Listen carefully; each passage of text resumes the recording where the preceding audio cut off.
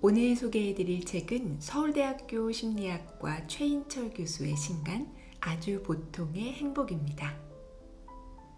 저자는 행복을 연구하면서 얻은 가장 소중한 교훈이 행복의 평범성이라고 했는데요. 드라마 같은 행복, 예외적인 행복, 미스터리한 행복의 비법을 바라지만 그런 건 없다고 말합니다. 진정한 행복은 아주 보통의 행복이라고요. 자, 그럼 평범해서 더욱 소중한 행복을 찾으러 가볼까요?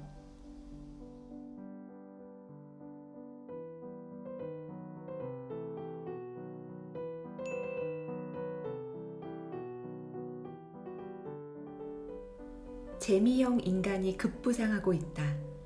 그들의 신조는 소확행이고 그들의 주적은 지루함이다. 그들의 행동 강령 1호는 미래의 행복을 위해 현재의 즐거움을 포기하지 않는다이다. 하마터면 열심히 살 뻔했다. 그들이 가장 선호하는 묘비명이다. 삶의 모든 것을 있는 그대로 수용하라는 니체의 아모르 파티는 그들에게 이르러 향유와 축제로 변형되었다. 늘어난 수명 덕분에 죽음으로부터 멀찌감치 떨어져 있는 현 세대는 더 이상 엄숙주의를 신봉하지 않는다. 그들은 재미의 실종을 우리 사회의 가장 치명적인 문제라고 여긴다. 기적을 이룬 나라, 기쁨을 잃은 나라라는 책 제목처럼 재미의 실종이라는 외부의 평가를 통렬하게 받아들인다. 바람직한 현상이다. 우리는 좀 더 재미를 추구해야 한다. 도덕과 원칙을 내세워 유머를 추방해서는 안 된다. 실없음과 유치함을 사랑해야 한다. 죽는 순간까지 우리의 눈동자에서 장난기가 사라져서는 안 된다. 그렇다고 해서 의미형 인간이 기죽을 필요는 전혀 없다. 특별하게 즐겁지는 않아도 자기에게 주어진 소명을 묵묵히 실천하고 있는 사람들. 내세울 만한 소확행은 없지만 일상을 그럭저럭 잘 견뎌내고 있는 사람들. 불공정과 부조리에 맞서 투쟁하고 있는 사람들. 종교적 신념을 지키기 위해 고난받고 있는 사람들. 이런 의미형 인간에게도 재미형 인간 못지않은 저력이 있다. 의미형 인간은 스트레스에 유독 강하다. 그들에게는 궁극적으로 중요한 일이 있기에 다른 일들은 부차적으로 여겨진다. 그런 일들 때문에 스트레스 받을 이유를 애초부터 느끼지 못한다. 중요한 목표에 집중하느라 뒷담화에도 흥미를 못 느낀다. 소설가의 시간 관리에 대해 김현수 작가가 소설 쓰는 일 외에는 다른 일을 만들지 않는 것이라고 했다면 의미형 인간의 시간 관리는 중요한 일 외에는 다른 일을 만들지 않는 것이리라. 의미의 저력은 해석을 통해서 발휘된다. 의미는 우리에게 고난에도 뜻이 있다는 해석을 제공한다. 설명할 수도 없고 이해할 수도 없는 고난을 이해할 수 있는 것으로 만들어주는 것이 의미다. 의미형 인간은 인생의 실패를 삶에 대한 위협이 아닌 도전으로 해석한다. 그래서 의미형 인간의 저력은 고난의 한가운데서 최고조로 발휘된다. 나치의 수용소에서 죽음의 공포와 맞서 싸우며 인간의 존엄을 지키도록 한 힘도 바로 삶에 대한 의미였다. 위험천만한 구조 현장에서 소방관들을 주저없이 뛰어들게 만드는 가장 큰 힘도 삶의 의미와 목적이다. 의미는 고난의 상황에서 인간을 일으켜 세우는 가장 강력한 힘이다. 의미형 인간의 저력은 자기 몸을 소중하게 돌보는 행위를 통해서도 발휘된다. 의미형 인간은 절제의 삶을 산다. 그들은 해야 할 일이 있으므로 자기 몸을 귀하게 여긴다. 그들은 재미형 인간에 비해 더 규칙적으로 운동하며 담배를 덜 피우고 술을 덜 마신다. 그들에게는 늘 내일이 있기 때문이다. 무슨 일이 있어도 그들이 식사를 거르지 않는 이유다. 연구에 따르면 이들은 건강검진도 자주 한다. 살아야 할 이유와 목적이 분명하기 때문에 자기 몸을 돌볼 필요와 책임을 느끼는 것이다. 그들이라고 해서 반복적인 운동이 늘 재미있을 리 없다. 그저 건강한 몸이 제공하는 활력을 통해 중요한 목적을 이루려 할 뿐이다. 한 연구에 따르면 담배를 전혀 피운 적이 없는 사람들이 흡연자들보다 의미 점수가 더 높다고 한다. 또한 최근에 미국 UCLA와 서울대학교 행복연구센터가 함께 실시한 연구에서도 스트레스 유발 사건이 발생했을 때 이에 맞서 싸우는 신체의 항체 반응이 의미형 인간에게서 더 강하게 나타났다. 비록 재미형 인간의 눈에는 그들의 일상이 지루하고 단조롭게 비춰질지라도 그들은 자기 절제의 삶을 통해 몸과 마음의 저력을 키우고 있는 것이다. 재미형 인간의 저력은 강하다. 재미는 창의의 원천이며 삶의 활력소다. 우리 안의 재미 본성을 억압해서는 안 될 일이다. 그러나 의미형 인간의 저력도 만만치 않다. 의미형 인간은 목적이 이끄는 삶을 산다. 의미와 목적은 진부한 슬로건이 아니다. 재미를 반감시키는 눈치 없는 존재도 아니다. 욜로와 소확행이 대세인 지금 조용히 숨죽이고 있는 의미형 인간들은 이제 어깨를 펴야 한다. 재미형 인간들의 폭주 앞에서 기죽어야 했던 우리의 은두는 끝이 났다. 의미가 대세인 시대가 오고 있다.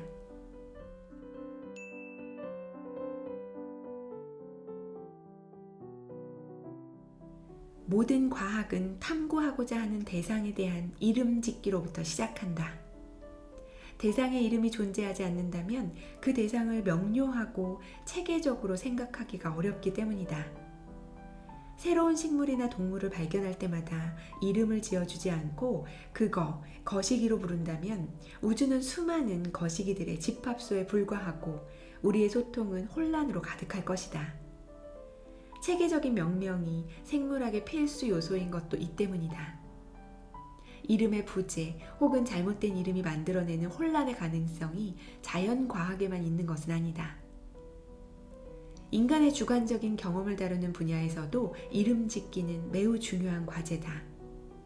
우리가 소위 느낌이라고 지칭하는 많은 주관적 경험 중에서 무엇을 감정이라 부르고 무엇을 정서라 부르며 무엇을 기분이라 부르는가? 무엇을 분노라 부르고 무엇을 울분이라 부르며 무엇을 서러움이라 부를 것인가?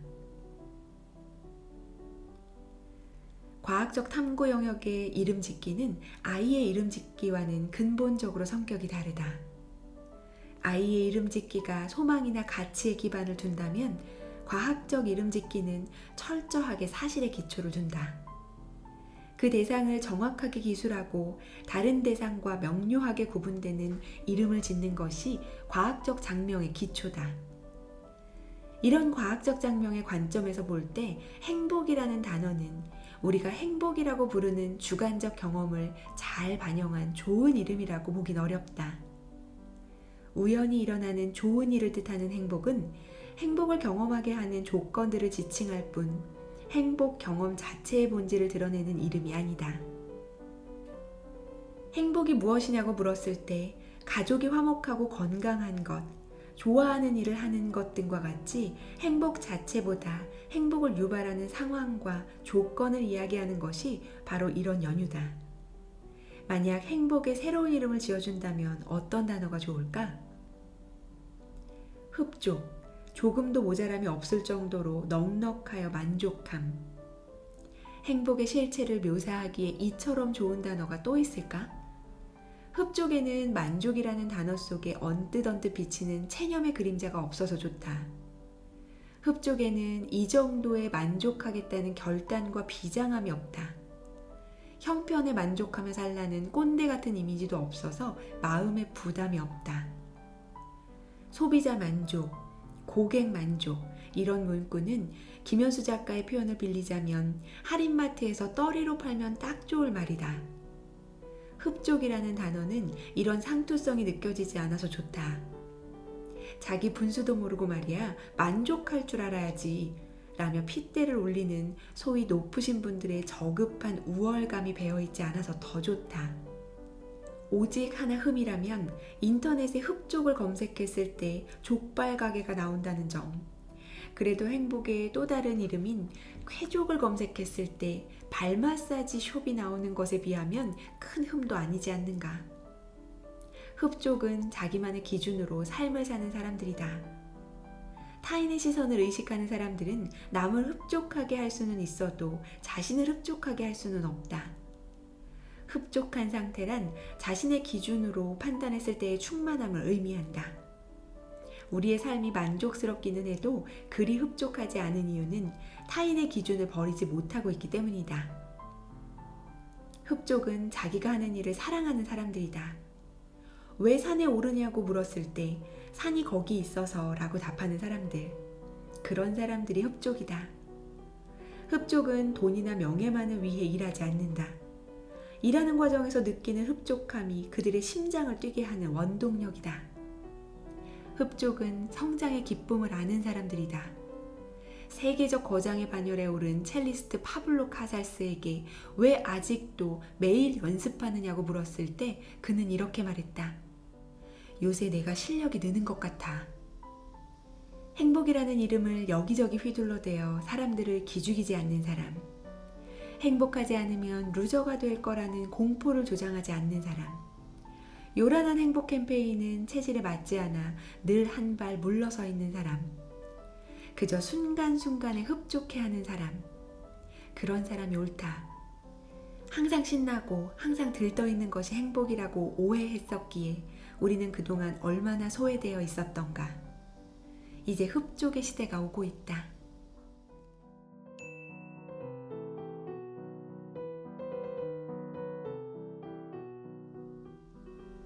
그는 새해 결심을 하지 않는다. 새해 결심을 하지 않겠다고 굳게 결심한 것으로 봐서 결심이라는 걸 아예 안 하는 사람은 아니다. 작심삼일의 패배감을 일생 동안 맛보았기 때문일까? 새해 결심을 하기 위해 평소에는 쳐다도 보지 않던 산과 바다로 달려가는 무리에 대한 냉소 때문일까? 도대체 왜 그는 새해라는 뚜렷한 분기점에서 애써 태어내지려 하는가? 아드레날린이 뿜어내는 희망으로 모두가 들떠 있을 때 그는 왜 특별한 날이 아닌 것처럼 행동할까? 그가 새해 결심을 안 하기로 한 이유는 새해 결심이 주는 부작용 때문이다.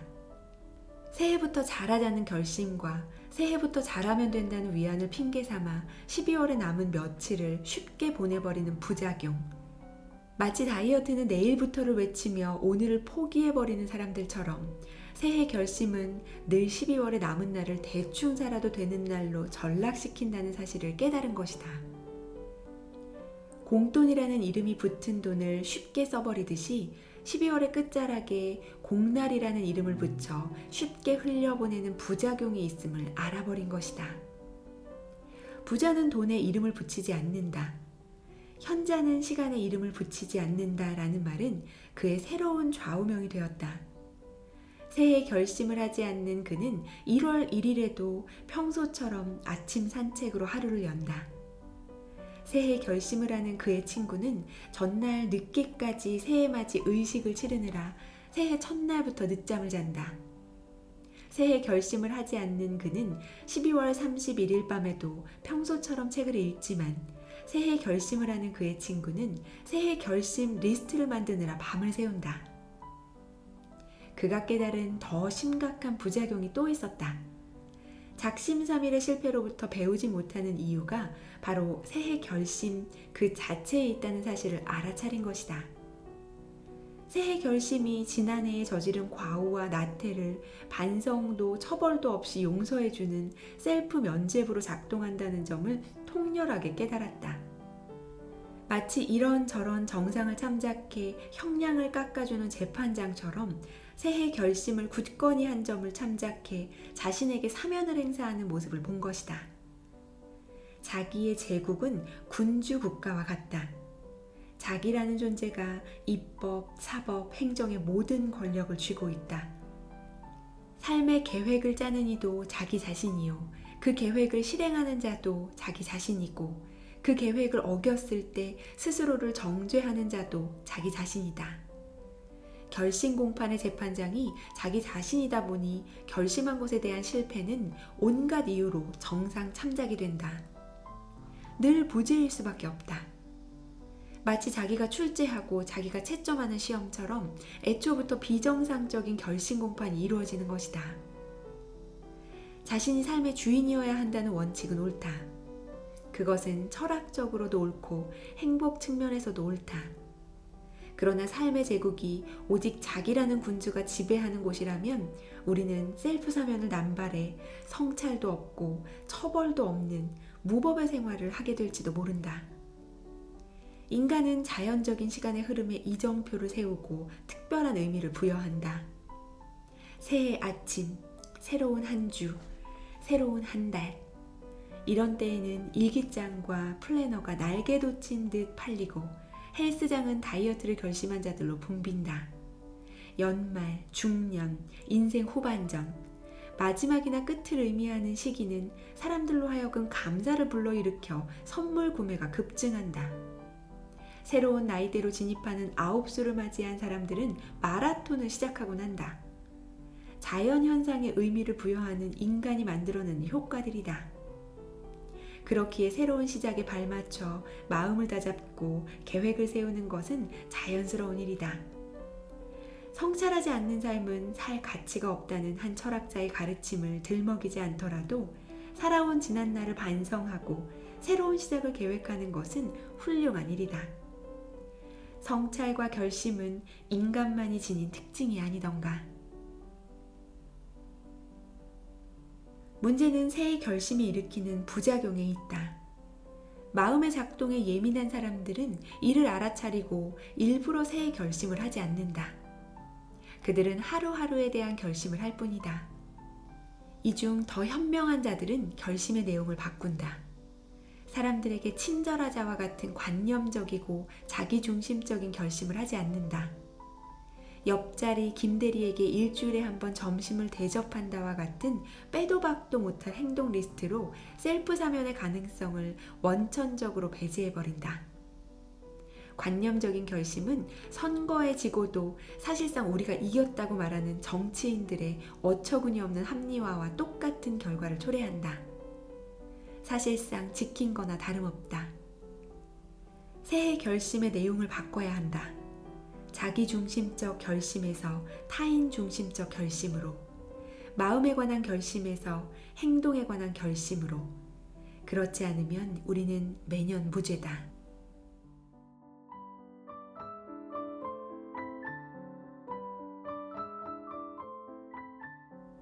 이 책에서 행복은 내 삶을 사랑하는 정도라며 딱 그 정도로만 이해하면 된다고 쓰여 있는데요. 좋은 사람들과 소소하게 시간을 보낼 때 우리는 행복을 느끼죠. 그게 바로 우리 모두 지극히 보통의 존재이기 때문입니다. 이 책을 읽으며 아주 보통의 행복을 느끼길 바라겠습니다. 오늘 소개해드릴 책은 갈등을 잘 다루니 인간관계가 쉬워졌습니다 입니다. 이 책은 갈등에 서툴고 막막한 사람들을 위한 책인데요. 갈등은 없을 수 없지만 되도록이면 피하고 싶은 거잖아요. 여러분도 갈등을 잘 다루고 싶다는 생각을 하실 텐데요. 이 책이 도움이 되었으면 좋겠습니다.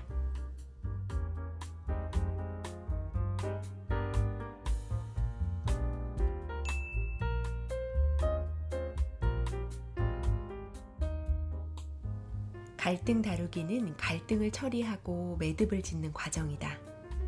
어떤 결과를 얻느냐는 상관이 없고 단지 갈등을 처리해서 불화를 없애는 과정을 갈등 다루기라고 한다. 문제 자체가 완전히 해결될 수도 있고 아닐 수도 있다. 문제 해결이란 갈등이 생기게 된 문제 자체를 근본적으로 해결하는 것이다. 근본적인 문제를 해결하면 갈등이 생긴 이유가 해소된다. 갈등을 다루는 과정에서 문제 해결이 될 수도 있고 아닐 수도 있다. 문제 해결을 위해서는 양쪽이 모두 만족할 수 있을 만한 해결책을 찾아야 한다. 아파트에서 아래층 사람이 위층에서 들리는 소음 때문에 짜증이 났다. 아래층 사람은 위층의 아이들이 뛰어다니는 발소리가 문제라고 생각했다. 이제 이 문제를 누구를 상대로 이야기할 것인지 생각해 볼 것이다. 위층에서 뛰어다니는 아이들에게 직접 이야기해야 할 문제라고 생각할 수도 있고, 부모에게 책임이 있다고 생각할 수도 있다. 또는 아파트를 지을 때 층간소음을 제대로 해결하지 못한 것이 진짜 문제고, 그렇다면 건설사의 책임이 더 크다고 생각할 수 있다. 누구를 상대로 어떻게 대응할지를 결정하는 것은 무엇이 문제의 본질이라고 생각하느냐에 따라 달라진다. 그에 따라 위층 부모에게 아이들이 뛰지 않도록 주의해달라고 요구할 수도 있고, 건설사를 상대로 해결책을 요구할 수도 있다. 혹은 두 가지 다 시도할 수도 있다. 만약 문제의 본질이 건설사의 부실 시공 때문이라고 생각하더라도 건설사와 갈등하는 것은 자신이 감당하기에 너무 큰 일이고 당장 해결이 어렵다고 판단할 수 있다. 그렇다면 건설사와의 갈등은 단념할 가능성이 크다. 대신 직접적으로 소음을 일으키는 위층 사람에게 따지려고 할 것이다. 이처럼 들이는 노력 대비 얻게 될 효과도 누구와 무슨 문제로 갈등할지를 결정하는 데 영향을 준다. 근본적인 문제를 건드리는 것이 어렵고 너무 많은 노력이 든다고 생각하면 보다 만만한 것을 문제 삼아 갈등거리로 만드는 편이 더 낫다고 생각한다. 그래서 모두가 같은 피해자인데도 피해자들끼리 아웅다웅 다투는 일이 벌어지는 것이다. 그렇지만 갈등에 결정적인 영향을 주는 것은 감정이다. 즉, 불화를 얼마나 크게 느끼는지에 따라 문제의 크기가 달라진다. 아래층 사람이 위층 사람에게 따지러 갔는데 위층 사람이 아래층 사람의 입장을 깊이 공감해 주었다. 더구나 아래층 사람도 그 윗집에서 들리는 피아노 소리 때문에 너무 힘들다고 하며 이 모든 문제가 건설사의 부실 시공 때문이라고 했다. 이런 대화 끝에 둘은 같은 피해자라는 동명상련을 느끼게 되었다. 아래층 사람은 위층 사람에 대해 감정이 많이 누그러졌다. 다음날 아래층 사람은 건설사에 전화해서 문제를 이야기하고 대책을 마련해 줄 수 있느냐고 문의했다. 건설사 담당자는 자기들은 공사를 제대로 했고 그 문제에 대해 책임을 지거나 하자보수를 할 의무가 없다고 불친절하게 답변했다. 아래층 사람은 건설사 담당자와 통화하는 동안 몹시 불편해졌고 화가 많이 났다. 결국 몇 번 더 여기저기 통화하면서 비슷한 반응을 겪고 난 후에 건설사의 무책임한 태도에 몹시 분개하게 되었다. 이제 아래층 사람은 아파트 주민들과 층간소음 문제에 대해 공동으로 건설사에 책임을 묻는 일에 앞장서야겠다는 결심을 하게 되었다. 앞에서 갈등이 주관적이고 개인적인 것이라는 점을 강조했다. 현실적으로는 냉철하게 문제를 분석하고 비용 대비 효과를 따져보는 것이 합리적이다. 하지만 실제로 누구와 무엇을 두고 갈등할지를 결정할 때 가장 큰 영향을 미치는 것은 그 사람의 감정, 즉 불화를 느끼는 정도다. 사실 갈등이 생기는 진짜 이유는 현실적인 이해 득실이라기보다는 개인적인 의미와 중요성 때문인 경우가 많다. 결국 우리는 개인적인 의미를 우선적으로 선택하게 되지만 그로 인해 현실적인 이해 득실에서 치명적인 손실을 입지 않도록 균형을 잡아야 한다. 누구와 어떤 문제로 갈등할지를 정하면 다음 단계는 목표를 정하고 그것을 위한 대응 행동을 선택하는 것이다. 이때 자신이 얻으려는 결과가 얼마나 중요한지 따져봐야 한다.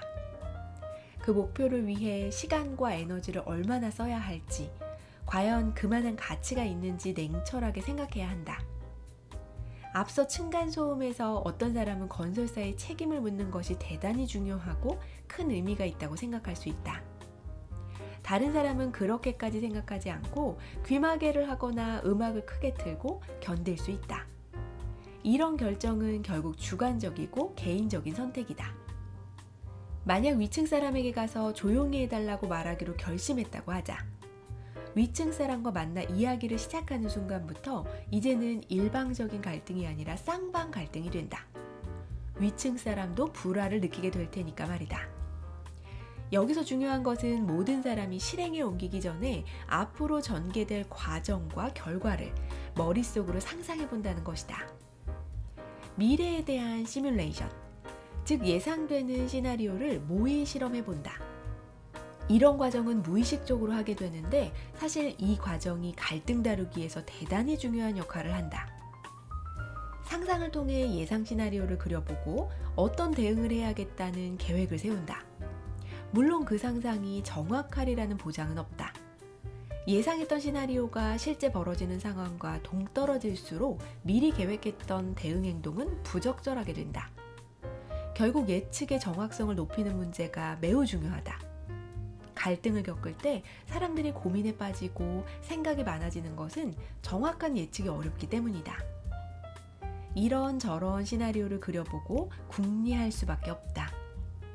미래를 정확하게 예측하기 위해 흔히 택하는 방법은 과거의 경험과 데이터를 토대로 가설을 세우는 것이다. 사람의 행동에는 일정하게 반복되는 패턴이 있을 것이라고 가정하기 때문이다.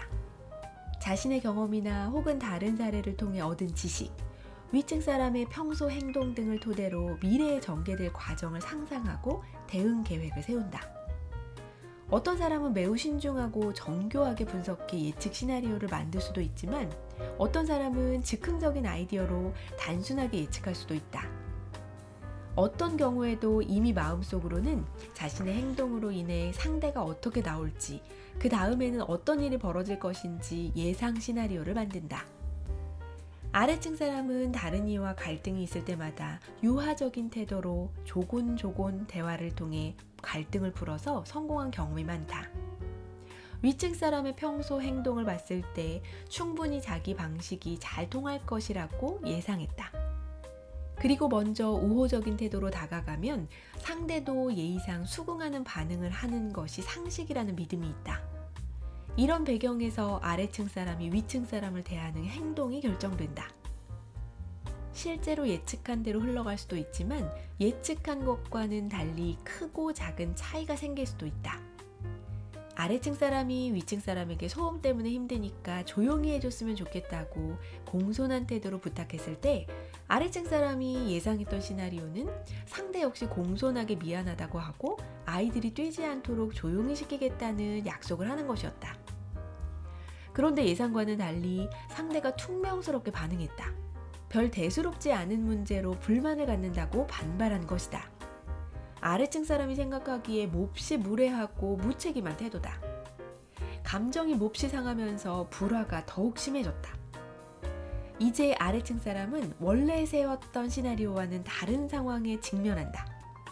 상대방의 반응에 따라 예상하는 목표나 대응 행동을 새롭게 결정해야 한다. 이처럼 예상 시나리오와 다른 상황이 전개되어 불화가 더 커지거나 줄어드는 경우 전체적인 대응 전략도 변화할 수밖에 없게 된다. 갈등 다루기를 잘한다는 의미는 두 가지 요소를 포함한다. 하나는 자신에게 유리한 결과를 얻는 것이다. 유리한 결과를 얻으려면 어떻게 해야 하는가? 자신이 가진 시간과 에너지는 한정되어 있어 목표의 우선순위를 정해야 한다. 다른 것들은 잃더라도 가장 중요하게 얻어야 할 것이 무엇인지를 결정한다. 우선순위를 정할 때는 자신이 중요하고 의미 있게 여기는 것을 최우선으로 두는 것이 좋다.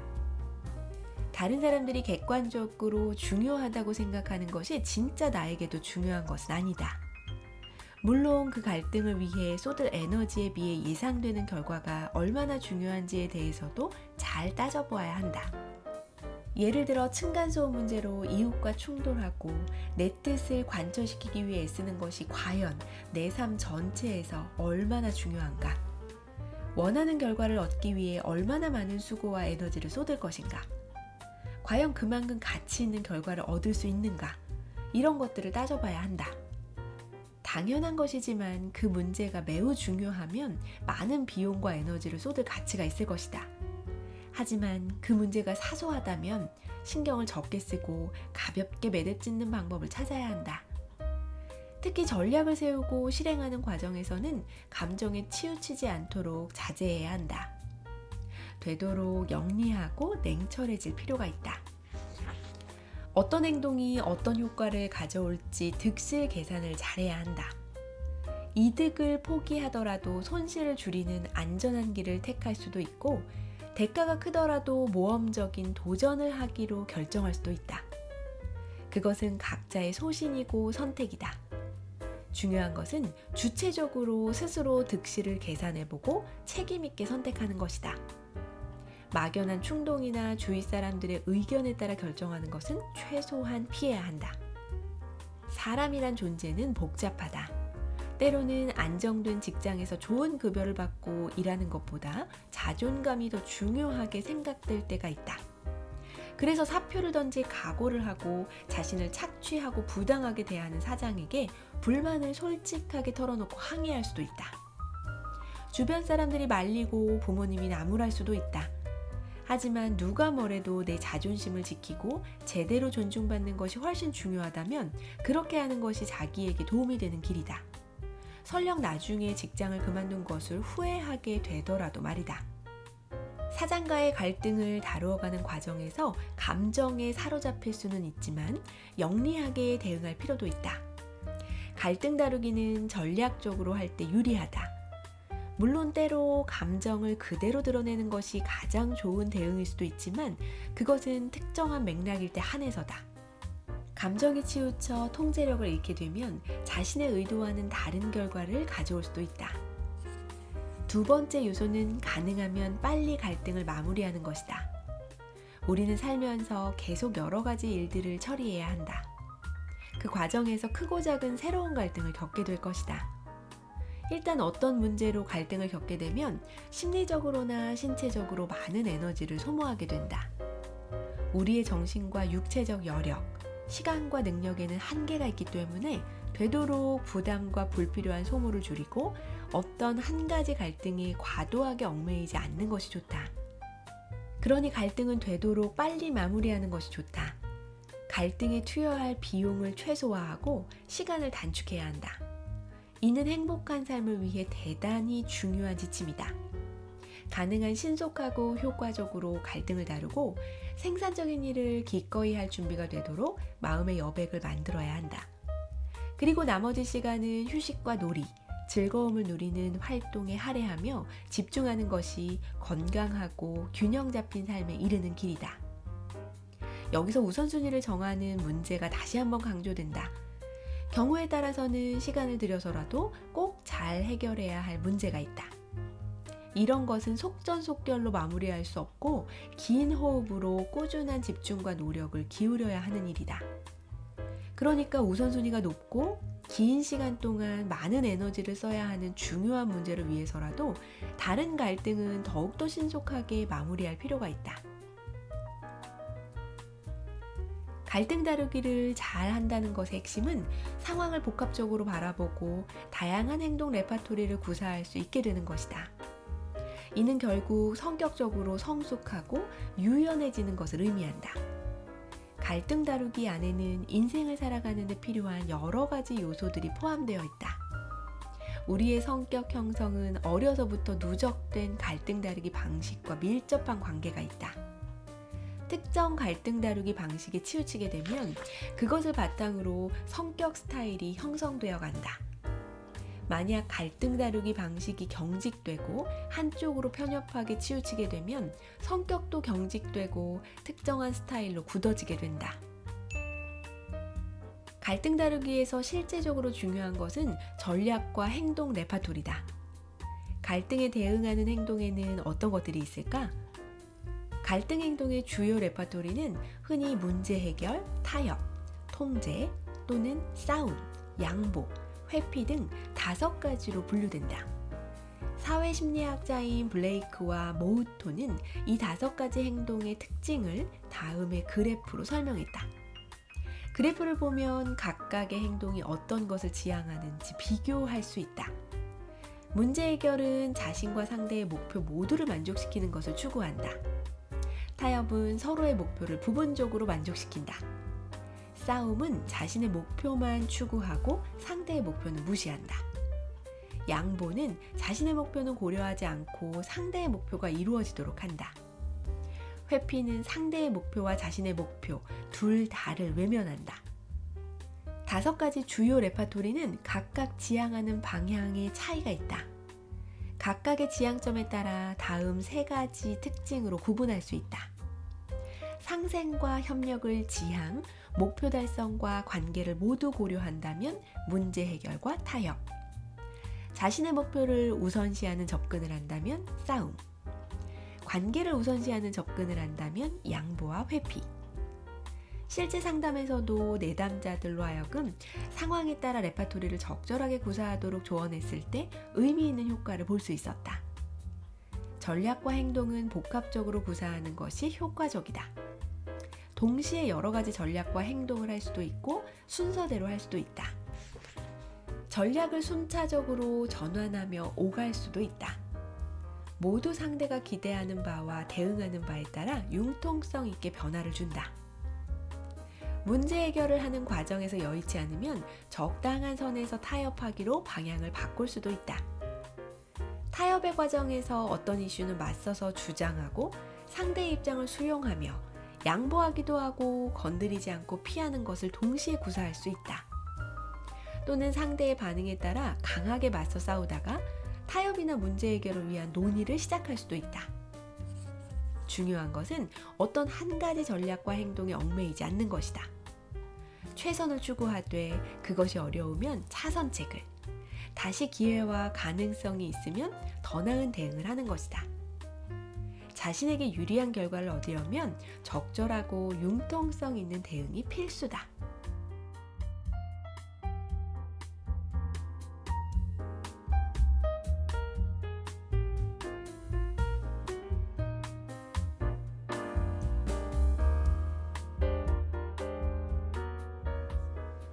우리는 좋은 인간관계를 맺고 싶어 합니다.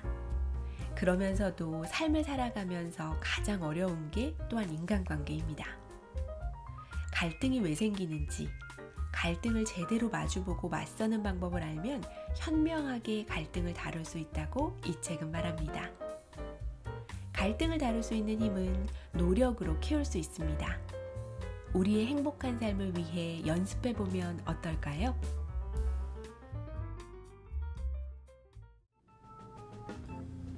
오늘 소개해드릴 책은 생각 빼기의 기술입니다. 삶이 고단하다고 느낄 때 잠깐 쉬어가라고 말하잖아요. 저자는 생각에 휩싸일 때 우리의 삶은 힘들어진다고 말합니다. 마음이 복잡하고 산만해지는 원인은 스트레스가 큰 부분을 차지하죠. 생각의 저장 창고에 매몰돼 하루하루 힘든 시간을 보내고 계신 분들이라면 오늘 책을 잘 들어주세요.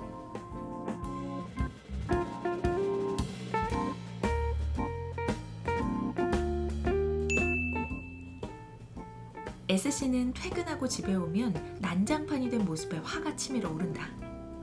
청소하라고 해도 듣지 않는 아이들에게 먼저 화가 나고 집안일을 도와주지 않는 남편에게도 화가 치밀어 오른다. 그러다가 어려서부터 늘 자기에게만 많은 일이 주어졌다는 생각이 들었다.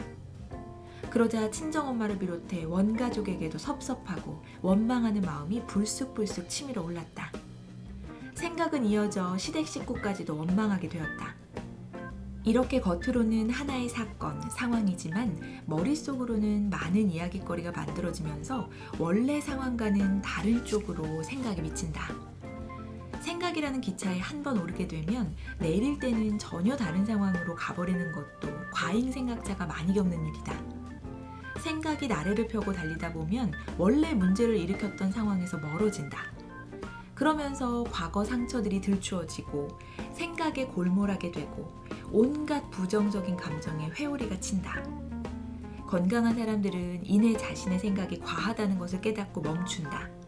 다만 그렇지 못한 사람들은 생각을 통제하지 못하고 결국 자기 조절이 안 되는 방향으로 흘러간다. 어떤 상황이 벌어진 것은 첫 번째 화살이지만 그 상황을 악화시키는 것은 두 번째, 세 번째 화살이다. 붓다는 우리가 경험에 연연하거나 저항할 때, 삶이 지금과 달라지기를 원할 때 괴로움을 느낀다고 했다. 원하는 마음이 너무 강렬하면 집착하는 마음이 된다. 고통은 불가피하지만 괴로움은 선택이다 라는 말이 있듯이 첫 번째 화살은 고통 자체다. 두 번째, 세 번째 화살은 괴로움을 덧붙인다. 그러나 고통에 자동적인 습관적 반응을 하는 대신에 마음을 챙기면 괴로웠던 자기 경험으로 움츠러들지 않는다. 1차적 고통에 관해 습관적으로 자신의 스토리에 몰두할 때 감각의 흐름을 있는 그대로 볼 수 없게 된다. 자신이 짠 스토리에 매몰되어 그 스토리가 고통을 재생산해 요지부동인 상태로 만들어버린다. 특히 과거 외상을 겪은 사람들은 자기 몸으로부터 스스로를 분리해 신체 감각에 대한 민감성을 무디게 만든다. 어떤 사람은 마치 몸이 없는 것처럼 자기가 자기 몸을 떠나 실제가 아니라고 느낀다. 공격적이 되거나 우울에 갇혀 있거나 무기력해져서 꼼짝 못할 수도 있다. 의식을 잃을 때까지 술을 마시기도 하고 과식하거나 약물을 먹거나 강박으로 자신을 잃어버리기도 한다. 첫 번째 화살을 쏜 다음에 두 번째, 세 번째 화살로 주의가 옮겨가면 가장 먼저 취해야 하는 것은 생각을 인식하는 일이다. 그리고 그 생각의 뿌리를 관찰해 본다. 대개 생각의 뿌리는 어린 시절 상처받은 그 지점으로 올라가야 할 때가 있다. 인정받은 적이 없는 사람은 인정받지 못하고 비난만 받던 아동기 시절로 테이프를 돌려야 한다. 그 지점에서 왜 그때 그렇게밖에 못했을까라고 원망하고 후회하기보다는 그때는 어렸고 그게 최선이었어 라고 자기 스스로에게 말해주어야 한다. 누구나 내면에 아이가 있다. 어린 시절 상처가 없는 사람들은 내면의 아이가 자기 나이대로 성장한다. 하지만 상처가 많은 성장기를 보냈다면 그 어린아이는 전혀 자라지 못하고 내면에 웅크리고 있다가 그 상황을 연상시키는 어떤 일이 발생하면 어린아이 모습 그대로 툭 튀어나온다.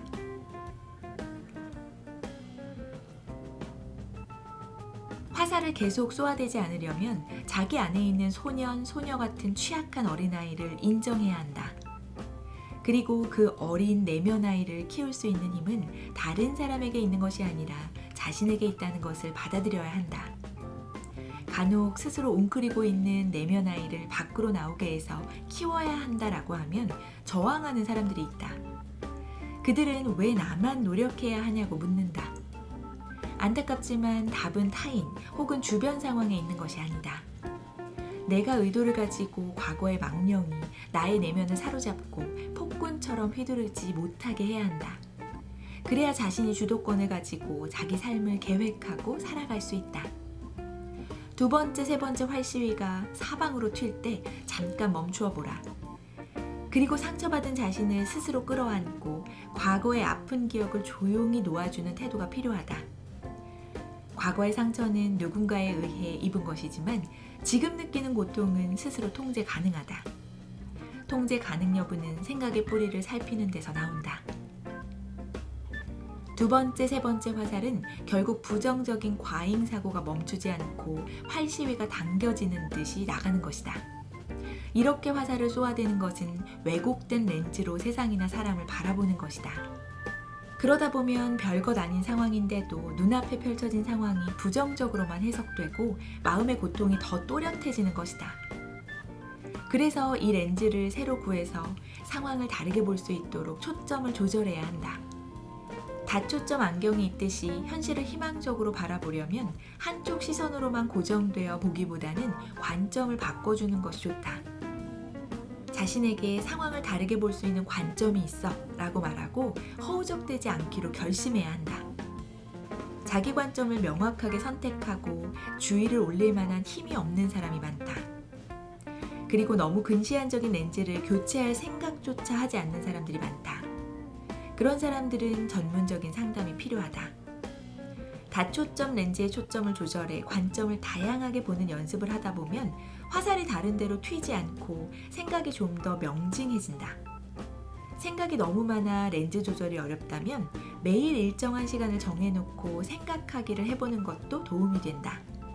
하루 종일 이 생각 저 생각, 이 화살 저 화살을 쏘아대기보다는 나머지 시간에 해야 할 일을 하고 정해진 시간에만 렌즈를 조절할 시간을 스스로에게 부여하는 것이다. 그리고 말도 안 되는 내면의 소리, 화살들을 신중하게 걸러내는 연습이 필요하다. 상황을 바라보는 자신의 안목을 믿어주고 타인의 목소리에 휘둘리지 말아야 한다. 그리고 자신의 행동과 판단에 책임을 지는 태도가 필요하다. 두 번째, 세 번째 화살은 타인에 대한 비난 혹은 자기 비난으로 이어지는 경우가 많다. 따라서 어떤 일이든 자신이 행한 일, 자기 행동에 책임을 지는 태도가 필요하다. 그러지 않으면 자신이 쏘아댄 화살은 부메랑처럼 되돌아와 내 심장과 내 눈을 겨냥해서 시야를 어둡게 할 수 있다. 특별한 이유 없이 몸이 계속 피곤하다면 자신도 모르는 사이에 뇌의 피로가 쌓여서다. 두뇌의 신피질은 무언가 계획하고 이를 추진하는 역할을 하고, 구피질은 본능적인 욕구, 감정을 담당한다. 본능은 쉬고 싶지만 계속 신피질을 사용하다 보면 뇌의 안쪽 시상하부에 부하가 걸린다. 시상하부는 혈압, 체온, 맥박 등을 조절한다. 부하가 걸리면 생명작용에 서서히 문제가 생긴다. 이것이 뇌 피로로 연결된다는 것이 뇌과학자의 설명이다. 피로사회의 저자 한병철은 과잉 긍정사회에서 자기 착취가 심해 자기 속에 갇혀 피로를 경계하라고 한다. 또한 지나친 활동성이 오히려 생동감을 저해한다고도 했다. 심리학 분야에서도 긍정심리의 영향력이 매우 커졌다. 자기계발서에서도 무조건적인 긍정을 강조하는 분위기가 팽배해 있다. 과거 급속 성장 시대에 통했던 무조건 하면 된다라는 정신은 경제성장, 개인의 부를 축적해 주었다. 하지만 잘못하면 과잉 긍정이 되어 한병철 저자의 말대로 자기를 착취해 자유와는 거리가 멀어지고 몸과 정신이 구속된 상태에 이른다. 생각이 많은 사람들이 이 뇌피로 증후군에 걸리는 경우가 많다.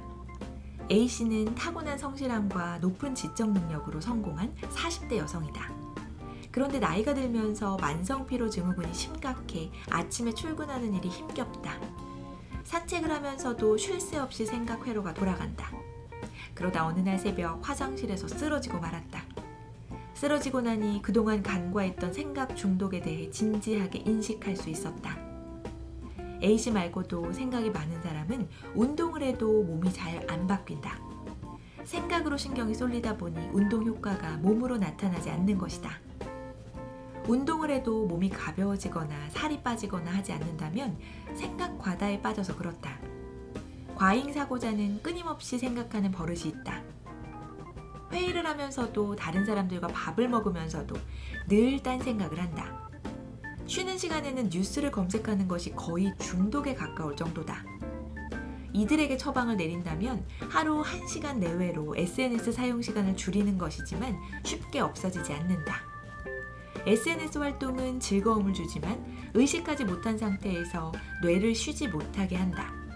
결국 뇌의 과부하 상태를 가져온다. 생각 중독에 빠진 사람들은 생각보다 행동을 우선으로 하는 삶의 원칙을 재정립하는 것이 좋다. 행동을 우선시한다고 해서 충동적으로 행동하라는 것은 아니다. 생각이 과도한 사람들은 늘 머릿속으로 계획만 세우는데 인생은 계획대로 흘러가지 않는다. 지금 계획대로 살고 있다고 생각하는 사람은 운이 좋은 사람들이다. 누구나 꿈과 계획이 있다. 다만 그 꿈과 계획에서 멀어진 삶을 사는 사람들이 많다. 그래서 인생에서는 플랜 A가 안 되면 플랜 B가 있다라는 말이 회자된다. 물론 저질러서 행동을 하다 보면 시행착오를 겪는다. 가보지 않은 것, 하지 않은 것에 자꾸 집착하는 과잉 생각에서 벗어나야 한다. 그때 그렇게 했어야 했는데, 그 행동을 하지 말았어야 했는데 라는 식의 후회는 뇌를 더 피로하게 하고 지금의 삶을 나아지도록 만들지 못한다. 딴 생각이 많아지면 이를 해결하는 방법은 바로 움직이는 것이다. 심리학 실험에 따르면 생각의 96%는 쓸데없는 잡생각이라고 한다. 쓸데없는 생각, 잡생각에 반응하다 보면 생각이 날개를 단 듯 이 생각 저 생각으로 폴짝폴짝 뛰어다닌다. 정신을 차렸을 때는 왜 거기가 있는지 모를 정도로 처음 생각에서 많이 멀어진다. 이런 습관은 뇌를 소진시키는 지름길이다. 그래서 밀물처럼 밀려오는 생각을 가지치게 하려면 그 순간 알아차리고 벌떡 일어나야 한다. 집안일을 한다든지 화초에 물을 준다든지 몸을 많이 움직이는 것이 도움이 된다. 성인의 경우 뇌 무게는 몸 전체의 약 2%밖에 안 되지만 몸 전체 에너지의 약 20%를 사용한다. 신경을 많이 쓰면 극심한 피로를 느끼는 것도 그만큼 에너지가 많이 고갈되어서다. 그래서 뇌 활동을 줄이려면 생각을 줄여야 한다. 육체 노동을 하는 사람은 흔히 몸이 피곤하다고 하지만 지식 노동자들, 생각이 많은 사람들은 뇌가 피로한 경우가 많다. 뇌의 피로는 몸에 문제를 가져오기 마련이다. 마음이 문제라고 하지만 사실 마음을 관장하는 것이 뇌다. 때문에 뇌의 문제라고 해도 과언이 아니다. 극심한 피로감, 소진 증상을 느낀다면 뇌를 적게 활용하는 방법을 강구하는 것이 좋다. 아무것도 안 하고 싶다. 이미 아무것도 안 하고 있지만 더 격렬하게 아무것도 안 하고 싶다. 라는 광고가 있다. 수년 전 유행한 광고다. 번아웃 증후군에 빠지면 만성 피로, 두통, 불면증 등이 나타난다. 때문에 충분한 수면, 휴식, 나만의 고요한 시간 갖기 등이 필요하다. 이 중에서 나만의 고요한 시간 갖기는 때와 장소를 가리지 않고 할 수 있는 방법이다. 에너지 한정의 법칙에 의해 우리의 정신 에너지는 제한적일 수밖에 없다. 그렇기 때문에 심적 에너지의 80에서 100%를 생각에 쓰면 행동을 위한 에너지는 정작 남아있지 않다. 생각만 했을 뿐이고 일을 하지 않았는데도 늘 피곤하고 소진된 기분에 빠진다. 선택과 집중을 하면서 한정된 에너지를 한정된 시간에 효율적으로 사용하는 것이 중요하다. 그래서 과잉사고자라면 80대 20 원칙을 의도적으로 적용해보는 것도 좋다. 과잉 생각에 쓰는 에너지를 줄이고 실제 행동을 늘리는 쪽으로 이 법칙을 활용해보자. 20%도 많다고 여겨지면 생각을 10%로 줄이자. 한결 더 여유가 생긴다. 문제는 일 중독이다. 일 중독자 중에는 생각도 행동도 많이 하는 사람들이 많다. 생각 중독자가 생각에 더 많은 에너지를 들인다면 일 중독자는 생각과 동시에 움직이는 사람들이 의외로 많아서 뇌와 몸을 동시에 혹사시킨다. 이들에게는 일을 5% 줄이기, 10% 줄이기, 20% 줄이기 식으로 서서히 줄여나가는 것이 좋다. 일 중독도 행위 중독처럼 몸의 습관으로 자리 잡는다. 때문에 이 습관에서 벗어나려면 중독자의 의도가 있어야 한다. 그들은 옆에서 아무리 줄이라고 해도 줄일 수 없는 특성이 있다. 과로와 그에 따른 몸의 불균형을 방지하기 위해서는 몸에서 신호가 올 때 그 신호를 잘 받아들여야 한다. 몸 혹은 뇌가 망가지는 것을 모르고 과잉사고와 일에만 몰두하는 것은 일종의 자기 학대다. 심리치료에서 역설적 의도라는 것이 있다. 이 방법은 염려하고 걱정하는 바로 그 행동을 오히려 하게 하고 과장하게 해 문제 행동을 조절하는 기법이다. 잠을 자려고 애쓰면 불면증이 더 심해지는데 역설적 의도를 적용해 잠을 안 자려고 하는 것이다. 오히려 걱정이 되는 것을 하게 함으로써 염려가 되는 상황에 둔감해질 수 있다. 예민한 신경은 과잉사고를 만들어낸다. 생각은 나름대로 신빙성을 지니고 있어서 그것을 그대로 믿게 하는 경향이 있다. 말도 안 되는 생각이지만 몇십 년간 그 생각을 품고 있는 사람들이 있으니 말이다. 그러나 생각은 추론의 껍질에 둘러싸인 현실의 씨앗을 품고 있는 정신적 사건이라는 것을 기억하라. 동일한 상황에 대해 서로 다른 해석을 하는 능력은 누구나 갖고 있다. 상황에 따른 다양한 해석이 그때의 마음의 틀에 의해 결정된다면 부정적인 마음의 틀에서는 그러한 마음의 틀이 만들어내는 해석에 사로잡히고 기분은 계속 나빠진다. 나에게 도움이 되는 생각뿐 아니라 도움이 안 되는 생각, 즉 나에게 해가 되는 생각을 안 하기는 쉽지 않다. 왜냐하면 생각도 습관이기 때문이다. 욕구와 욕심은 태어나면서부터 차이가 있는 것이 아니라 어떤 연유로 키워온 것이다. 특히 욕구가 충족되지 않은 경험을 하다 보면 불만족이 커질 수밖에 없다. 이때 욕구를 조정하는 것이 정신건강에 좋다. 정신적으로 끊임없이 분주하고 계속 활동을 하다 보면 실제로 내가 이 순간 무엇을 경험하고 있는지 모를 때가 많다. 가진 것에 만족하는 습관을 들이라고 하지만 그것이 쉽지 않다. 스페인어 케렌시아는 피난처, 안식처를 뜻한다. 마지막 경기를 앞둔 투우장의 황소가 잠시 쉬면서 힘을 보충하는 곳을 말한다. 요즘은 일상이 전쟁터 같다라고 표현하는 사람들이 많다. 아이도 노인도 마찬가지다. 평균 수명이 길어지면서 70세가 넘어도 경비원을 한다든지 폐유지를 줍든지 일을 계속해야 먹고 살 수 있을 정도다. 전쟁터 같은 일상에서 지친 마음을 쉬게 하는 장소가 필요하다. 케렌시아는 황소가 쉴 수 있는 물리적 공간을 의미하지만 시간적으로도 잠깐 멈출 수 있는 방법이 얼마든지 있다. 단 1분만 멈추어도 습관적으로 회피해왔던 자신의 주관적 경험과 조우할 수 있다. 우리가 일상에서 케렌시아를 발견하면 기운을 찾고 두려움을 잊을 수 있다. 그리고 머리가 맑아지고 하려는 일에 주의를 집중할 수 있다. 생각이 많아서 늘 힘이 붙인다면 잠깐 멈추어서 생각을 빼는 시간, 케렌시아를 가지는 것이 좋다. 생각에 생각을 보태는 더하기보다는 생각에서 생각을 빼는 연습이 그래서 필요하다. 생각 빼기를 위해서는 어떻게 해야 하는가? 우선 알아차림을 통해 생각이 일어나서 지나가는 것을 지켜보는 것이 필요하다. 가급적 생각의 흐름에 사로잡히지 않고 그 생각이 유발하는 감정적인 부하를 알아차리고 호흡으로 돌아가는 것이 한 방법이다. 여기서 중요한 점은 사건에 대한 해석은 단순히 실제로 거기서 무슨 일이 있었는지 그 이상을 반영한다는 점이다. 마음속에 떠오르는 생각이 우리가 느끼는 방식에 영향을 미친다. 기분에 의해 생각이 일어나기도 한다. 생각하는 것은 생각할 때의 기분에 의해 결정된다. 생각이 기분을 낳듯이 특정한 기분은 특정한 생각을 불러일으킨다. 예를 들어 우울한 기분에 빠지면 사람이든 상황이든 부정적인 생각이 파고든다. 생각을 빼려면 기분을 잘 다스려야 한다. 쓸데없는 생각, 잡동사니는 창의성을 없애버리고 습관적인 악순환의 고리에 빠뜨리는 경향이 있다. 그래서 생각을 빼고 뇌에 휴식을 주면 얼마 안 가서 좀 더 창의적이고 문제 해결에 도움이 되는 생각이 맑은 샘처럼 솟아오를 수 있다. 생각을 뺀다는 것은 뇌를 혹사시키는 생각사슬의 고리를 끊어 조금 더 생산적인 사고로 전환하는 것을 가능하게 해주는 작업이다. 생각을 빼면 어떤 효과가 있을까? 그 효과는 다음과 같다. 생각을 빼면 세상이 밝아 보인다. 생각을 빼면 몸이 편해진다. 머리를 맑게 해준다. 쓸데없는 생각의 확산을 막아준다. 과도한 생각에 압도당하지 않게 해준다. 필요한 생각에 초점을 두게 해준다. 자신을 조금 더 긍정적으로 보게 해준다. 타인에게 휘둘리지 않고 자기 주체성을 갖게 해준다.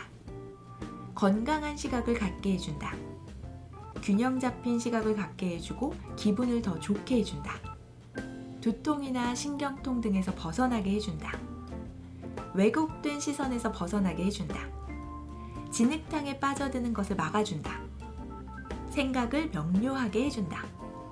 좀 더 도움이 되는 행동을 취하게 해준다. 충동에서 벗어나게 해준다. 몸에 해로운 것을 하지 않게 해준다. 내 삶의 주인공이 되게 해준다. 흙탕물을 휘저어 본 적이 있는가? 생각에 생각을 보태면 마음속은 흙탕물이 된다.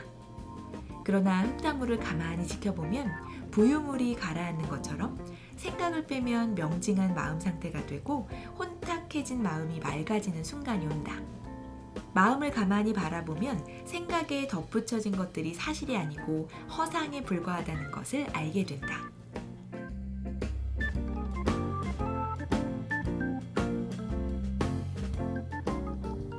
생각 빼기의 기술은 복잡한 생각으로 지친 사람들을 위한 책입니다. 머릿속 생각 스위치가 24시간 꺼지지 않는 사람들, 뭐든지 더 많이 노력하고 열심히 사는 사람들, 살짝 건드리기만 해도 생각이 우수수 쏟아질 것 같은 사람들. 이 책은 이런 분들에게 어떻게 하면 뇌를 쉬게 할 수 있는지, 지금 나에게 중요한 행복에 어떻게 집중할 수 있는지 알려주는 책입니다. 오늘 영상을 통해 생각을 정리하는 시간을 가져보시면 어떨까요? 오늘 소개해드릴 책은 관계의 품격입니다. 이 책에는 좋은 사람들이 모이는 7가지 법칙이 담겨져 있는데요. 저자는 인간관계를 잘 맺는다는 것은 특별한 게 아니라고 말합니다. 상대방의 마음을 넘겨짚지 않고 서로의 영역을 존중해주며 관계를 이어나가면 된다고요. 그러다 보면 서로에게 상처 주는 일도 상처받는 일도 줄어든다고 하는데요. 오늘은 이 책의 4장에 있는 무례한 사람에게 품위 있게 대처하는 법을 소개해 드리겠습니다.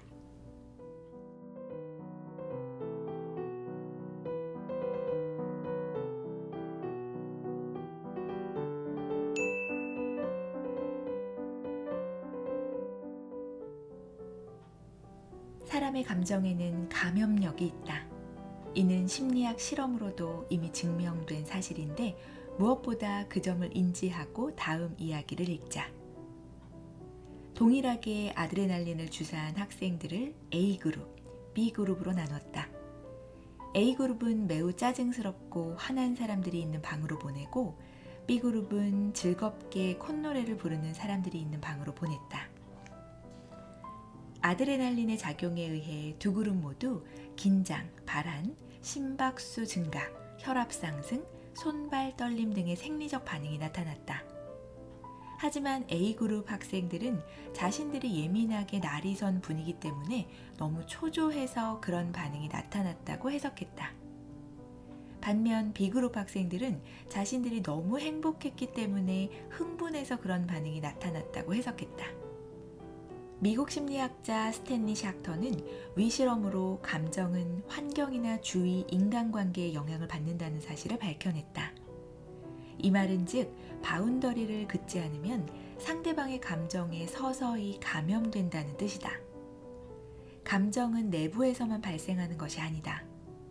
바운더리가 불분명하면 원래는 상대방의 것이었던 초조함이나 불안함이 나에게로 넘어온다. 마치 감기 바이러스처럼 상대의 감정이 내게 전이되는 것이다.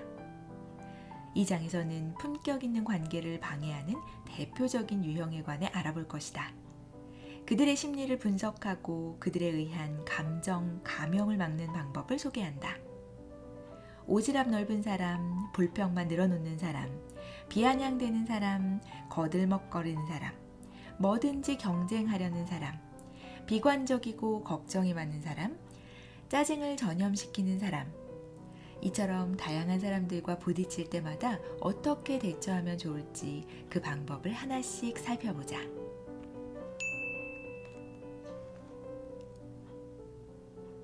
다 널 위해 그러는 거야. 너 잘 되라고 하는 소리야.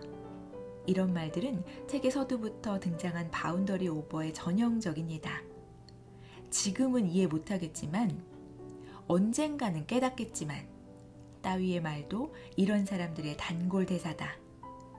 보통은 상식적으로는 이런 말로 자신의 기준이 곧 일반적 기준이라는 압력을 행사하기도 한다.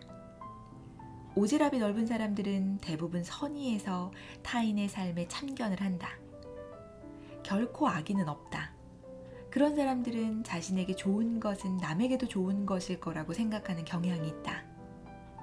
주변 사람 챙기기를 좋아하고 고맙다는 말을 듣는 것이 삶의 낙이다. 그러다 보니 선을 넘는 일이 자주 발생한다. 처음에는 실제로 도움이 된다. 마침 필요한 것이 있었는데 딱 그 물건을 가져다 준다든가 미루고 못하던 일을 마무리할 수 있도록 도움을 주기도 한다.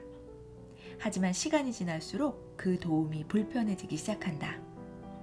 선의를 핑계로 선을 넘는 사람들은 시간이 흐르면 점점 상대를 통제하려 드는 경향이 있다. 상대방도 처음에는 고맙게 받아들이지만 갈수록 이상함을 느낀다. 한도 끝도 없이 선을 넘어들어와 강요하고 조정하려 들기 때문이다.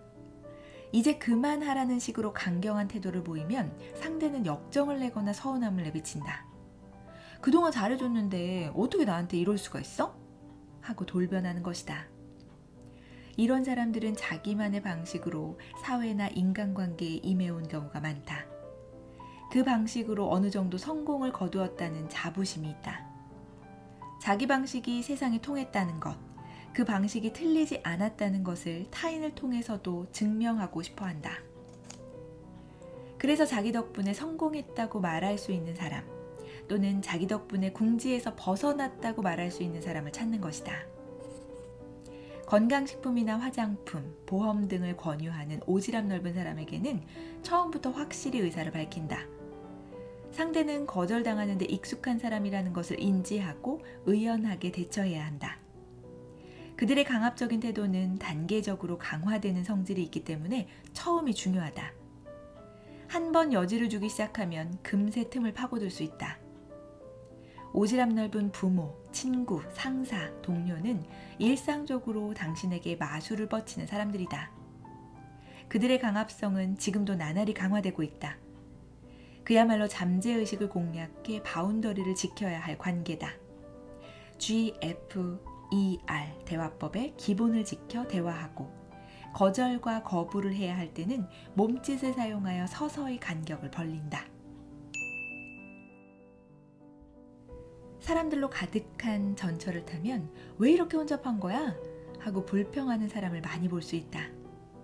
무심코 내뱉는 말이지만 잘 생각해보면 무척 모순된 말이다. 그 말을 하는 본인도 혼잡한 차량을 10,000원으로 만드는 요인 중 하나이기 때문이다. 이처럼 불평이라는 것은 자신이 상황에 가하는 영향은 생각하지 않고 환경이나 조건만 탓하는 심리에서 나온다. 특히 어떤 상황에서든 불평만 늘어놓는 사람은 그런 경향이 유독 강하다. 모두가 겪은 불편임에도 자신이 가장 큰 피해자라고 생각한다. 거기엔 자신만 특별 대접을 받고 싶은 심리도 숨어 있다. 끊임없이 신세 한탄만 하고 불평만 늘어놓는 사람과 진지하게 어울리는 것은 피곤한 일이다. 그런 이들과 자주 만나다 보면 카운슬러나 심리치료사가 된 듯한 기분마저 든다. 매사 불평이 많은 이들은 왜 그런 것일까? 그 배경에 있는 피해의식을 파헤쳐보면 여러 가지가 복잡하게 얽혀있다. 자란 환경과 부모의 교육 방식, 지금까지 거쳐온 친구들과의 관계, 혹은 트라우마 같은 것들 말이다. 만약 이런 성향의 사람들에게 어중간하게 조언하면 상황은 더 복잡해진다. 이들은 꽤 오랫동안 피해의식을 안고 살아왔기 때문에 조언 한마디에 간단히 사고방식을 바꿀 만큼 유연하거나 열려있지 않다. 긍정적인 조언을 하면 할수록 역효과가 날 수도 있다. 그들은 내 의견이 부정당했어. 이 사람은 어차피 날 이해해주지 않아. 라고 생각할 수도 있다. 그렇게 되면 불평불만의 재료만 늘어날 뿐이다. 이런 이들 때문에 심적으로 피로하다면 먼저 결심이 필요하다. 심리치료를 한다는 마음가짐으로 관계를 유지할 것인지, 불평에 말려들지 않도록 적당한 거리를 유지할 것인지 확실히 정하는 편이 좋다. 남의 신세 한탄을 반복해서 진지하게 듣다 보면 나에게도 영향이 미친다. 거울 뉴런을 통해 부정적인 사고에 감염되는 것이다. 상황에 따라서는 나의 건강까지 해칠 수 있다. 후자를 선택하는 경우라면 그 사람과 함께하는 시간을 되도록 줄이는 것이 좋다. 불평, 불만은 그 공간을 자석처럼 고정하는 효과가 있다. 이를테면 환기가 안 되는 밀실에서 탁한 공기를 계속 마시는 것과 같다. 불만이 많은 사람과 어쩔 수 없이 대화할 수밖에 없는 상황에 놓이면 처음 5분 동안만 듣기를 권한다. 그 후에는 스마트폰으로 메시지를 확인하거나 지나가는 사람에게 인사를 하는 등 적극적으로 인적 환기를 시도한다. 어느 정도 환기가 이루어지면 기회를 봐서 자리를 뜬다. 무조건 진지하게 들어주는 것이 좋다는 생각을 버려라. 중요한 것은 자신의 건강을 지키는 것이다. 대놓고 욕을 하거나 싫은 소리를 하는 것은 아니지만 듣고 나면 이상하게 빈정상하는 말을 하는 사람들이 있다. 사과를 요구하거나 반격하기도 애매한 그런 말들이다. 이런 말을 들으면 입안에 쓴맛이나 신맛이 진득하게 남고 왠지 불쾌함이 가시지 않는다. 상사, 자네 이 회사에 들어온 지 몇 년째야? 좋겠네, 일찍 퇴근해서. 부하 직원, 업무 지시를 잘못하신 것 아닌가요? 컴퓨터를 잘 다루는 동료나 후배, 완전 기본적인 건데 설마 그걸 모른다고요? 시어머니, 우리 때는 그렇게 하는 게 상식이었어. 어머, 또 똑같은 반찬이네. 남편, 부럽다, 집안일만 하면 되니까. 아는 사람 부인은 아무 도움도 안 받고 혼자서 애 셋 키웠다더라. 아이 친구 엄마, 일한다던데 정규직이야, 계약직이야? 그러면 애가 너무 불쌍하지 않아? 보육교사. 엄마가 이제야 데리러 오셨네. 늦게까지 기다리느라 많이 보고 싶었지? 이런 말은 대체로 쓸데없이 덧붙이는 한마디다. 무심코 내뱉은 이런 말에는 다음과 같은 속내가 숨겨져 있다. 좋겠다, 편하게 살아서. 혼자만 편하겠다는 거야? 나는 똑바로 하는데 너는 아니야. 너는 인내와 노력이 좀 더 필요해. 달리 말하면 자신이 이만큼 참고 노력해왔다는 것을 알아달라는 뜻이다. 이 경우 비아냥대는 상대의 노력을 인정하고 칭찬해주는 것이 가장 효과적이다. 하지만 이것은 결코 쉬운 일이 아니며 한편으로는 자신과의 싸움이기도 하다. 누구라도 빈정대는 말을 듣고 기분 좋을 리 없다. 더 나아가 그 사람 자체가 싫어질 수도 있다. 그런 상태에서 상대를 인정하고 칭찬하기란 결코 쉽지 않다. 싫어하는 사람이나 성향 또는 가치관이 안 맞는 사람과 친하게 지내는 것은 힘든 일이다.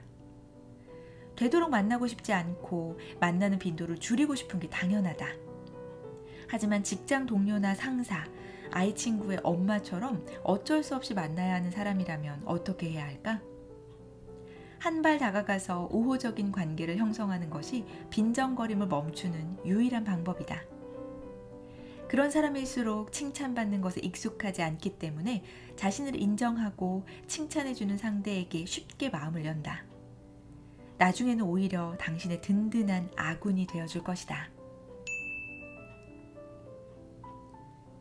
거들먹거리는 사람들의 말에서는 상대보다 자신이 위라는 생각이 묻어난다. 그런데 사람 자체가 원래 그런 경우도 있지만 상황과 처지에 따라 의도치 않게 거들먹거리는 발언이 되는 경우도 있다. 예를 들면 이런 것이다. 불쌍해라.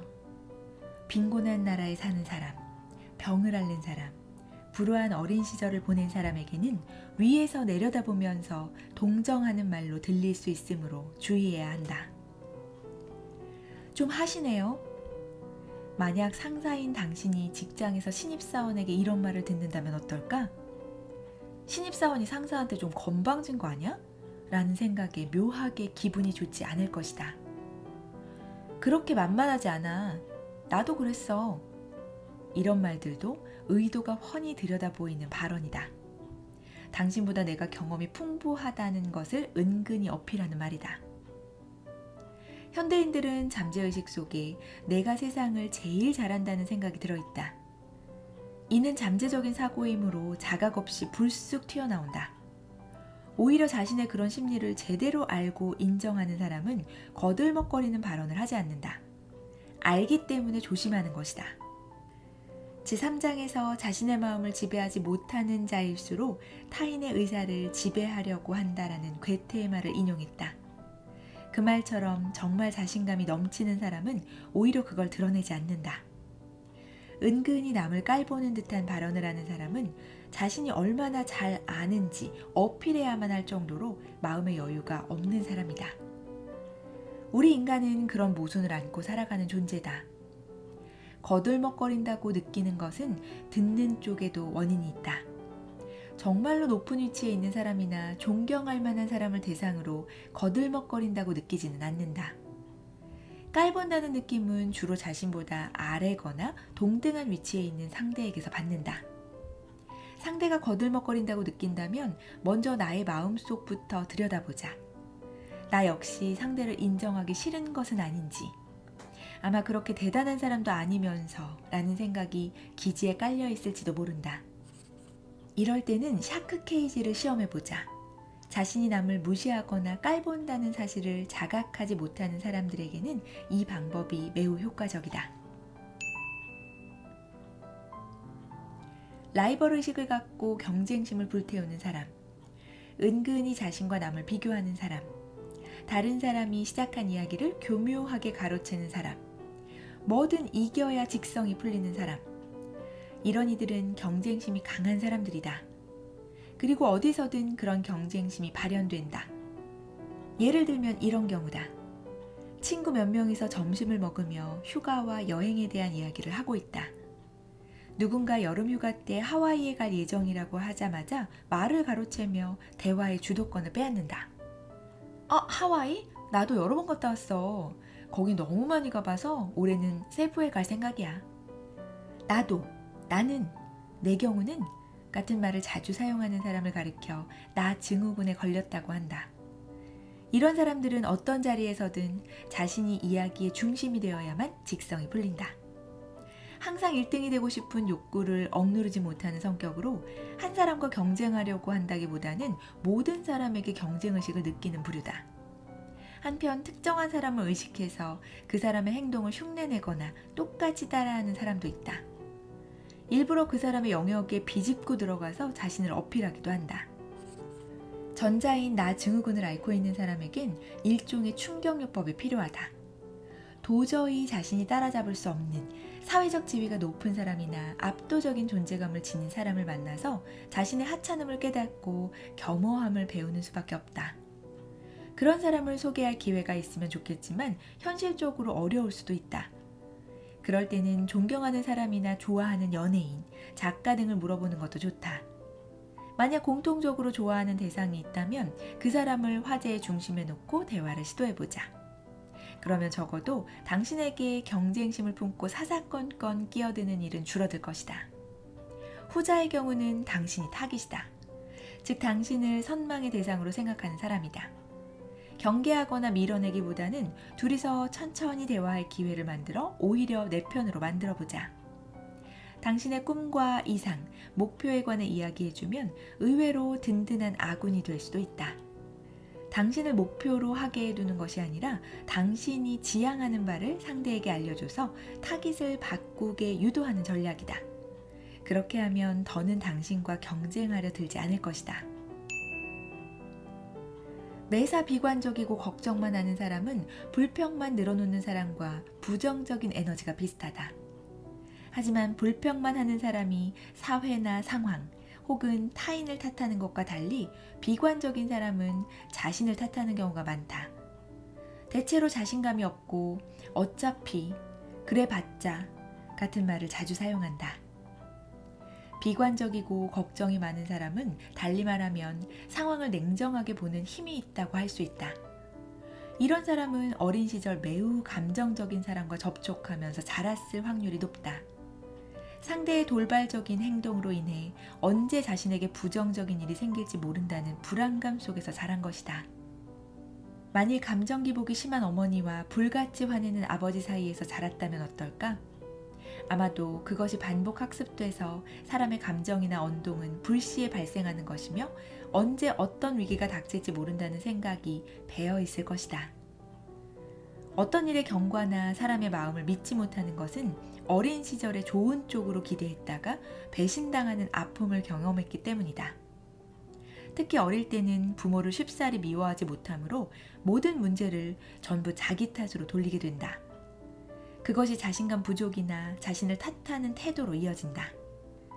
이들은 최악의 상황을 가정하여 그 이상 빠져나올 수 없는 수준까지 상상하지 않으면 마음속 불안감을 씻어내지 못한다. 보통 사람과는 다르게 걱정과 불안을 말로 표출함으로써 마음의 안정을 유지한다. 불평만 하는 사람과 마찬가지로 이런 사람에겐 어정쩡하게 관여하면 안 된다. 그럼 상황이 몹시 귀찮아진다. 이런 사람과 어울리려면 상대를 긍정적으로 바꾸려는 야심은 버려야 한다. 이들이 원하는 것은 낙천적인 사고가 아니라 안도감이다. 자신이 아무리 불안과 걱정을 드러내도 밝고 다정한 태도로 괜찮다고 말해줄 사람을 원할 뿐 스스로 긍정적인 사람이 되고 싶은 생각은 조금도 없다. 이런 이들에겐 냉정하게 상황을 보는 힘이 있다고 했는데 걱정이 많다 보니 가급적 실수하지 않으려 애쓴다. 그래서 섬세한 일을 차근차근히 해나가는 능력이 있다. 어차피 그래봤자 라고 하면서도 노력하기를 완전히 포기한 것은 아니다. 오히려 어떤 일에 관해서는 완벽주의자라는 말을 들을 정도로 꼼꼼한 모습을 보인다. 그것은 청소일 수도 있고 가계부 작성일 수도 있고 수집일 수도 있고 요리일 수도 있다. 그 영역을 접점으로 대단한데? 하고 적극적으로 칭찬하면서 다가가 보자. 그가 신경 써서 하는 일을 계속해서 칭찬해 줌으로써 그 사람의 자존감을 키워주고 안심할 수 있는 공간을 만들어가는 것이다. 얼굴에 불쾌함과 짜증이 가득한 사람에게 화났느냐고 물으면 뭐? 화 안 났어 하고 날카로운 대답이 돌아온다. 누가 봐도 화내고 있는데 말이다. 본인은 자신이 화내고 있다는 사실을 깨닫지 못한다. 술에 거나하게 취한 사람이 손살에 치며 아니 하나도 안 취했다니까 하는 것과 비슷하다. 짜증을 잘 내는 사람의 잠재적인 욕구는 다음과 같다. 남보다 우위에 서고 싶다. 손해보고 싶지 않다. 방해받고 싶지 않다. 이런 욕구를 가진 이들은 상황이 자기 뜻대로 돌아가지 않는 것을 도저히 참지 못한다. 존중받고 싶은 마음이 지나치게 강하기 때문이다. 계산대에 줄을 서야 할 때도, 신호를 기다릴 때도, 엘리베이터가 바로 도착하지 않을 때도 짜증이 난다. 가게 직원의 응대에 몹시 민감하고 좋아하는 야구팀이나 축구팀이 지고 있으면 심기가 불편해진다. 이들은 자신을 소홀하게 대접하는 상황을 참지 못하며 자의식 과잉인 경우가 많다. 어디에 지뢰가 묻혀있고 언제 터질지 당최 종잡을 수가 없는 유형이다. 짜증을 잘 내는 사람은 초조한 감정을 자주 느끼며 자랐을 확률이 높다. 빨리 해야 돼, 지면 안 돼 라는 강박 속에서 살아왔기 때문에 짜증에 대한 감도가 높아져 있다. 뒤처지는 것에 누구보다도 민감하다. 반면에 이런 사람들은 자신이 존중받는다고 느끼면 한없이 솔직해진다. 특별 취급을 받거나 친절한 말씨에 대해서도 감도가 높기 때문이다. 이런 사람과 잘 지내려면 너무 깊이 관여하지 말고 적당히 거리를 두는 것이 좋다. 대신 마주치면 안녕하세요 하고 꼬박꼬박 인사를 나눈다. 이들은 힘든 일이 생기면 얼굴에 짜증이 잔뜩 묻어나기 때문에 주위에서 다들 피하는 경향이 있다. 이때 먼저 다가가서 도와주면 당신의 이미지는 급격히 좋아진다. 짜증을 잘 내는 사람은 생각보다 인정이 많기 때문에 친절함에도 민감하게 반응한다.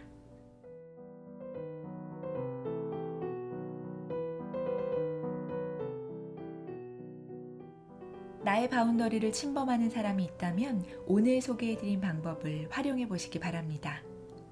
저자는 인간관계 고수들의 공통점이자 비결로 사람 사이의 탁월한 거리 조절을 꼽았습니다. 서로의 영역을 존중해 줄 때 오히려 사람이 모인다는 것인데요. 여러분도 이 책에서 소개하는 다양한 법칙들을 적용해서 좋은 사람들과 좋은 관계를 맺으시기 바랍니다.